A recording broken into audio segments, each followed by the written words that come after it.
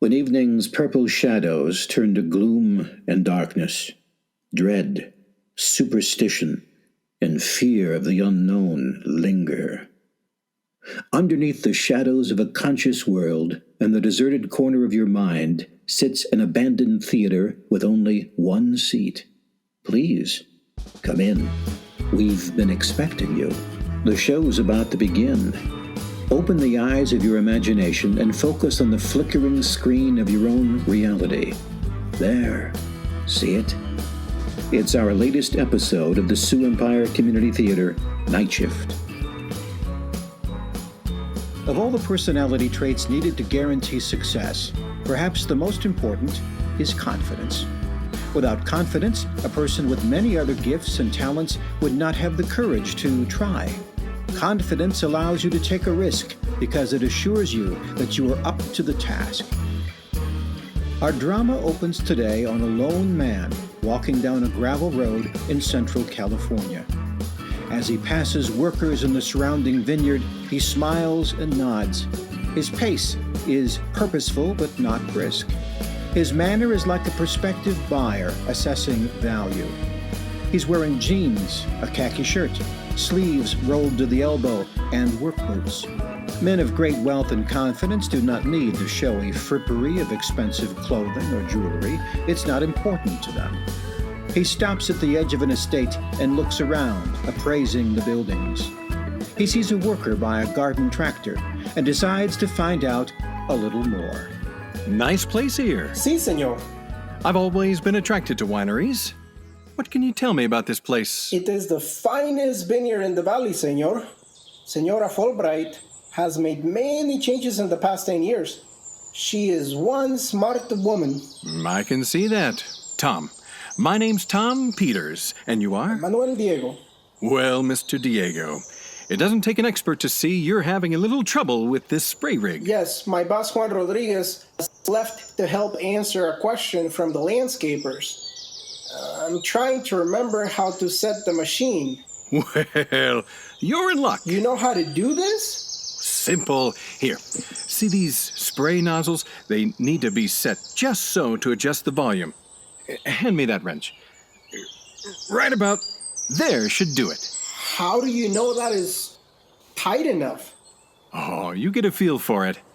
Now, what are you spraying? Juan told me to set it up for spraying the vines in the section behind the barn. How many acres? 40, he said. All right, that's simple. Let's see, this is a 250-gallon tank. You're using this stuff, huh? Okay, that ought to work. Wait, he said for me to wait until he comes back. The amount needs to be right, he said. And he's right. This isn't kid stuff. You need to be a licensed applicator to even buy these chemicals. Let me see. Been a few weeks since we've had any rain, so we'll want to adjust the amount just a little. Aren't you gonna measure it? I am, my friend. A jug this size, you need just about there. That should do it. Now, how about surprising the old boss, eh? By the time he gets back, you'll be halfway done. And every boss I ever met likes a man with initiative. You'll go far, Manuel. Thank you, senor. Thank you very much. My pleasure, son. Now there's a fine young man. Now let's see if the lady of the house is in. Has this ever happened to you? You feel you know what the right answer is, and then someone flatly contradicts you. They seem so certain, so confident, that you retract your answer. Maybe you even apologize. Then later on you find out that you were right all along. I think young Manuel Diego may regret not trusting his instincts, but he may not be the only one. We'll find out how others fare in Act 2 of The Confidence Man after this.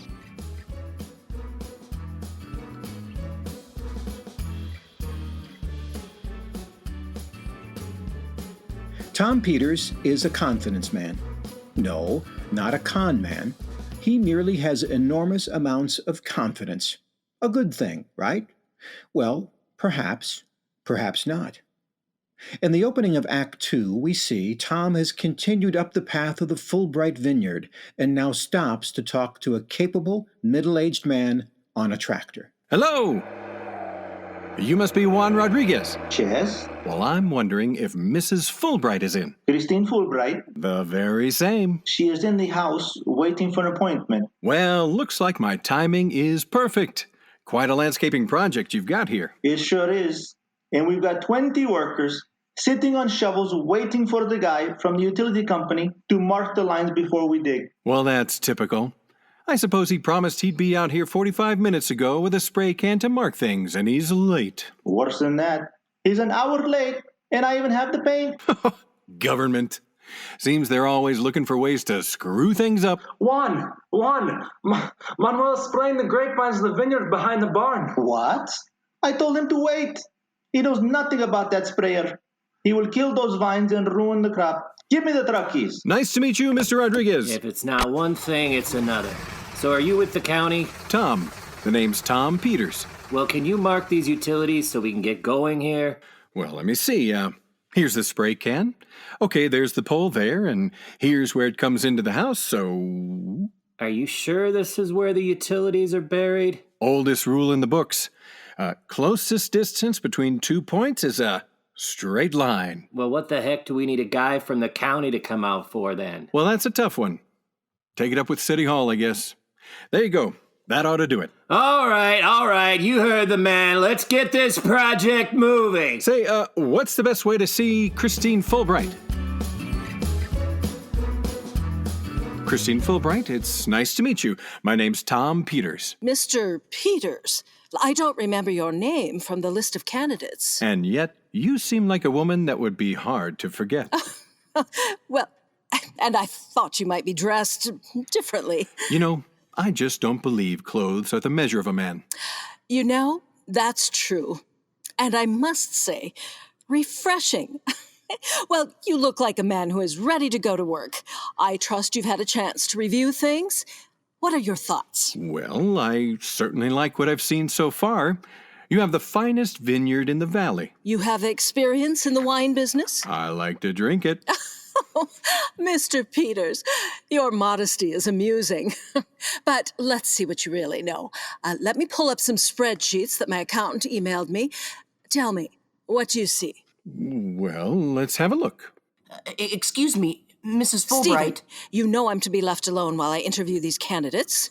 Yes, Mrs. Fulbright, but there seems to be a problem with the landscapers. They've cut through some water lines. What? I told them they needed those lines marked. Will you excuse me, Mr. Peters? Please call me Tom. That's fine. I'll wait right here. Thank you for your patience and understanding. I'll be right back. I'll just look over these figures.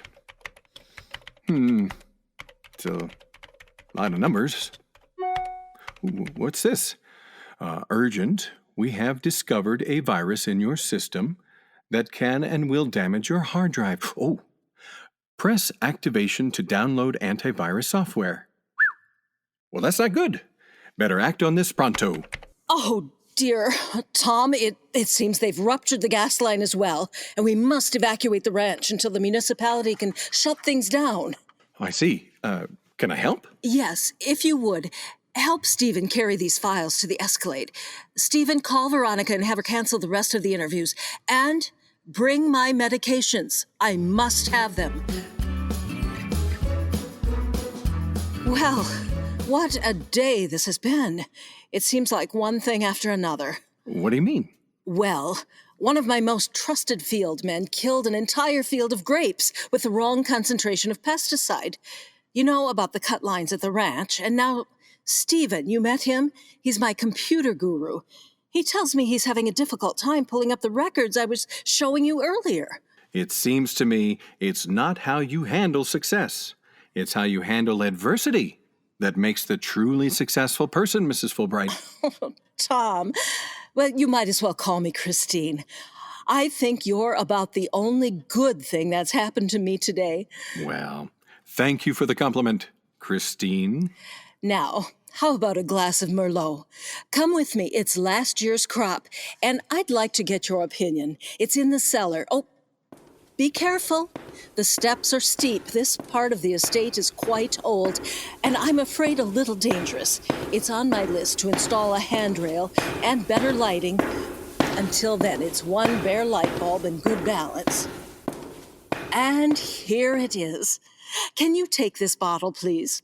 I keep a few of each vintage in this cellar, and I have high hopes for this past year. So, Tom, what sort of compensation were you looking for? Compensation? Don't be coy. For the controller position, I know you must have some sort of figure in mind. What has been your experience? Oh, retail, mostly, inventory? Any marketing? Of course. A customer who feels comfortable comes back more often and spends more. It's pretty simple. So, how much are you looking for, Tom? Well, Christine, I'll let you decide. I trust your instinct. Oh! Sorry about the light. When I hit my head against it, it must have broken. Well, you're tall enough, I can see why. Well, let's close the door for now, and I'll get back to it. My last controller earned $450, but didn't have the intuition and confidence that you have, Tom. What would you say to $500? $500? All right, $600, and that doesn't include bonuses based on performance. $600? $600,000 per year base salary. Well, that sounds fine, Christine. Thank you, but... But what? You must deduct the light bulb from my wages. Tom, forget about it. If that's the only mistake you ever make, it'll be worth it. So, I've put in the usual background check on you, Tom. To make sure everything is as you say, a formality, I'm sure. I've got nothing to hide. That's one of your best qualities, Tom. You're modest and yet confident at the same time. I wish there were men like you around when I was younger. Now, a toast. Oh, wait, almost forgot. My doctor has me on some new medications. I suppose I better make sure I can drink wine with them. Let me see. Take 3 times daily, no alcohol, for at least 2 hours. And this one, take 1 pill at bedtime, do not over-medicate. Well, it sounds like mineral water for both of us, Christine. Oh, Tom Peters, you are such a gentleman. All right, I'll be right back. I wonder what kind of pills she takes that say you can't have alcohol. Tom, have you seen Mrs. Fulbright? Yes. She just left to get some water. Why? Oh, we have big problems. Some vandal must have accessed her computer and downloaded a virus. It's destroying data as we speak. We've got to get on top of it as soon as possible. Where was she last? Well, we were in the wine cellar, but then... Oh, there's no time to lose. Mrs. Fulbright! Mrs. Fulbright!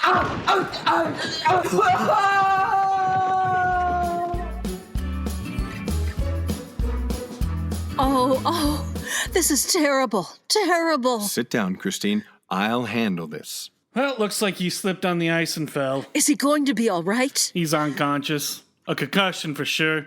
Broken ribs.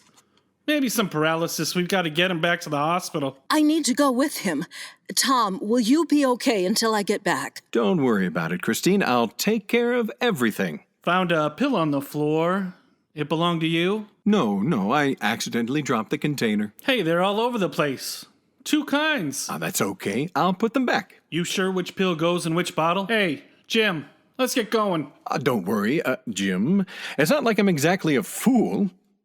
Curiouser and curiouser. The tall, handsome, and confident Tom Peters seems to be a one-man wrecking crew. But every unlucky streak has to have an end, doesn't it? We'll find out in Act 3, after this.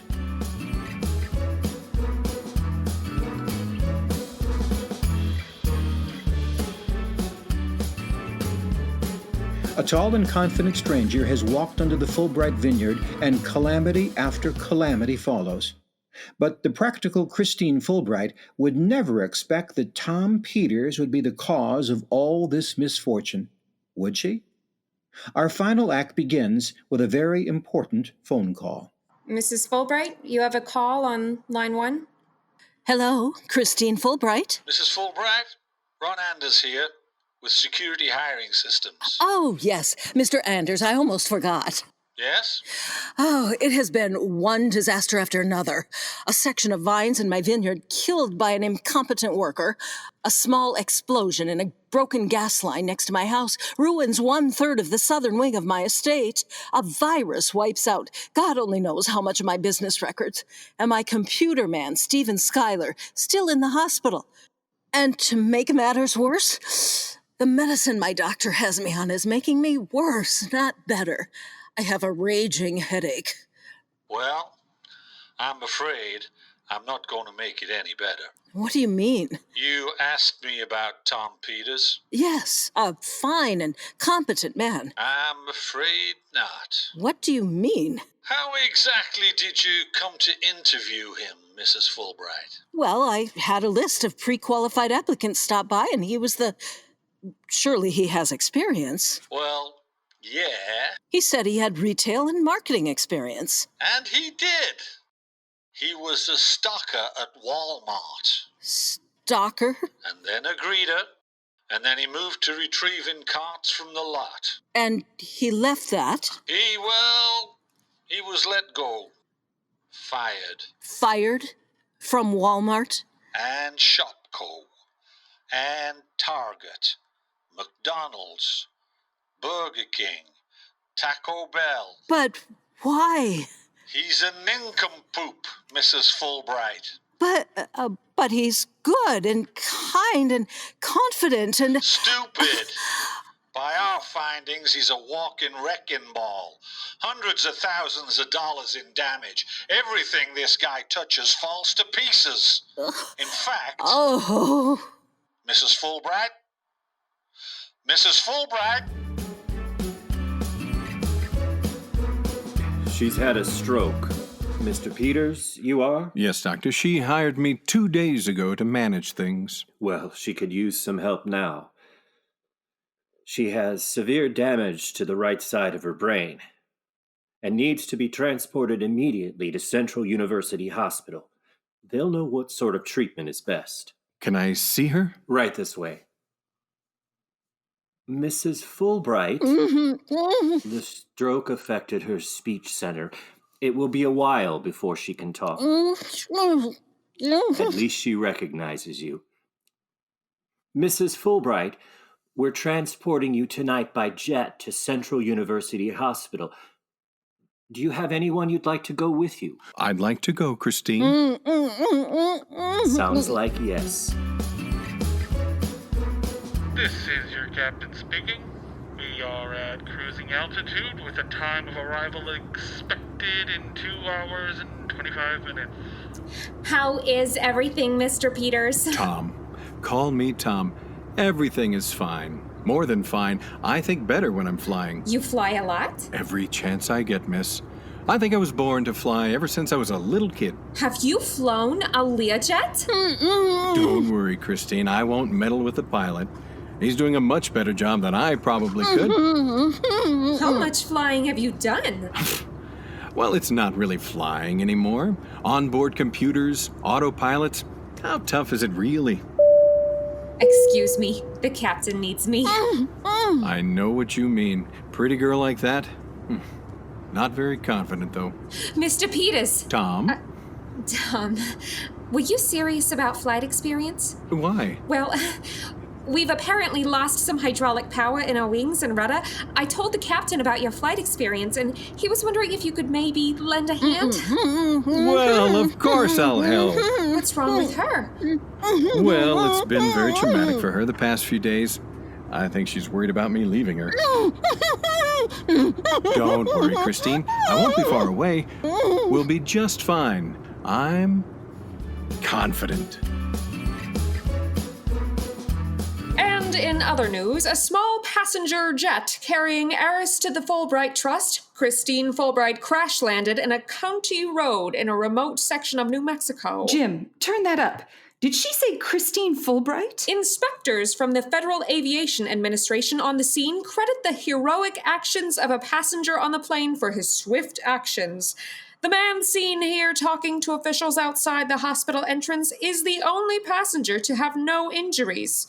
The other passengers are at this time unconscious.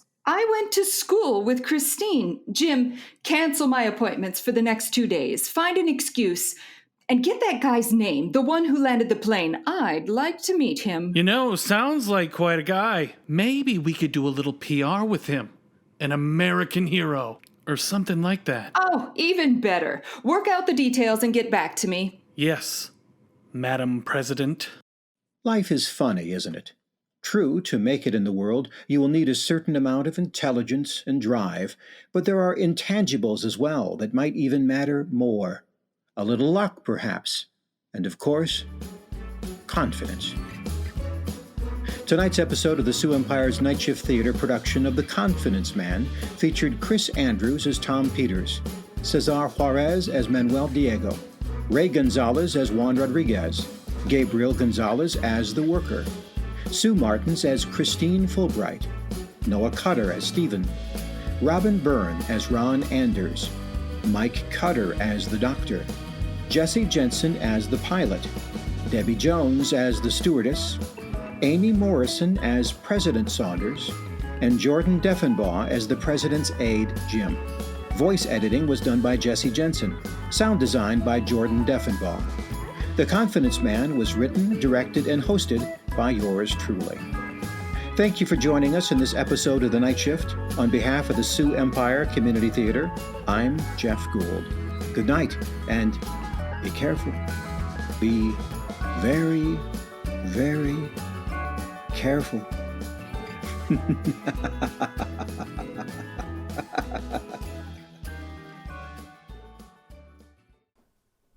Hey everybody, Jordan Deffenbaugh here. Thank you for listening in to The Confidence Man by Jeff Gould, another original. And now we're the part of the show where, well, I'm going to ask you for money. Let's just lay it all out there. I'm going to ask you for money. But it's not a lot. I mean, all I am asking is if you could go to SiouxFallsTheater.org. Up in the menu, you can find the Donate tab. Click that. And there's a few different ways that you can donate. You can donate just an individual one-time donation, say $5, $10, $20, something like that. Or you could also set up a 120 club membership, which is $120 a year, and that helps us maintain our operations throughout the year. Also, if you could, go to ourmayberry.com. If you go on there, you'll find an option for searching through campaigns. You click that, and you'll find the Sioux Empire Community Theater. If you become a member, you'll get involved with the Our Mayberry app. Basically, you can help raise money for nonprofits while purchasing goods from local businesses. So that's ourmayberry.com. All right. Thank you, everyone. Have a good night.